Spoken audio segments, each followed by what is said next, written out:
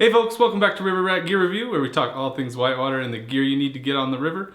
Today we're going to be taking a look at Pistol Creek Rapid. This is a technical rapid on the Middle Fork of the Salmon River. This video was taken at 1.66 feet on the gauge at Middle Fork Lodge. And we'll be taking a look at some of the technical aspects as well as the hazards that are in Pistol Creek in late season runs. In the last couple years, especially, Pistol Creek's changed quite a bit. The gravel bars tend to shift a little bit every year, and you can normally sneak it right, and it seems to be closing off a little bit more and more every year.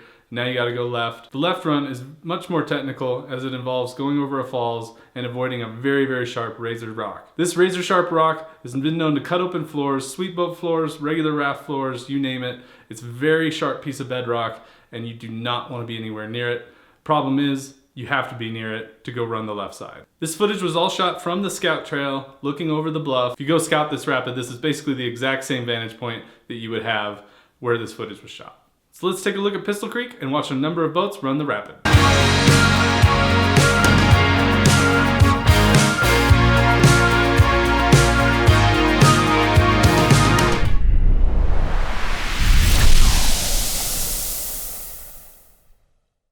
This is Pistol Creek Rapid, around 1.66 feet on the gauge, and this is the scout looking down at the rapid from the bluff. On the left side you can see the low water run that you can take down to a certain level, and in the upper corner on the right you can see the falls with the very sharp hazard rock in the middle that has been known to slice open so many floors over the past years.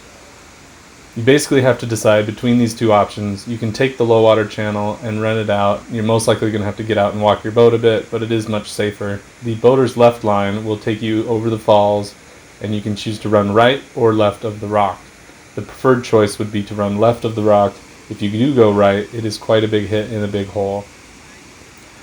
This is the view looking downstream once you pass the falls, which in low water is basically just an easy run out through the S-turn and down to the gin pool. Here comes the blue boat. It's easiest to approach with your nose pointed at the wall and using some backstrokes to slow down and then pivot, ship your left oar, and go through the falls. Note that my left oar was fairly close to the rock, and if it would have hit, it could have ejected me out of the boat. This kind of freaked me out as I was going through. Once you're through the falls, it's a fairly easy run out. Here comes the next boater. This is my brother in the new Moravia Scout. This boat is much smaller than the 16-footer I had, and he's able to quickly pivot, point her down the falls, and blows right through there, easily missing the rock.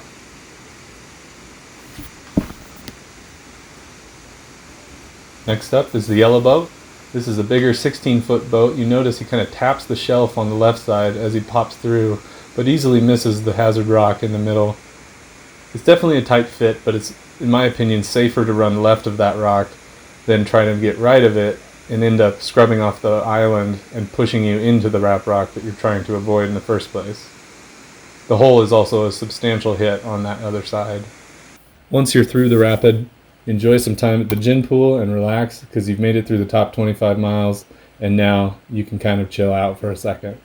We did have a boat run the boater's right line, and they simply had to get out and walk a couple sections and drag the boat down through. Here's my POV of approaching the rapid. This is basically the point where you need to decide which side of the island you're going to go on. You're either going to take the low water right line and walk your boat through there, or you're going to go left and run the falls. I chose to go left, as you see. And approaching the falls, I'm pointing my nose toward the bank, just slowing down enough so that I've got time to make any corrections needed. Staying in the deeper channel on the left and approaching the wall. At this point you can see basically where you need to be, and you can see the sharp rock in the current below you. This is a nice point to pivot and then avoid the shelf on the left a bit. You can see how close my oar came to that rock. So that's Pistol Creek Rapid at low flows.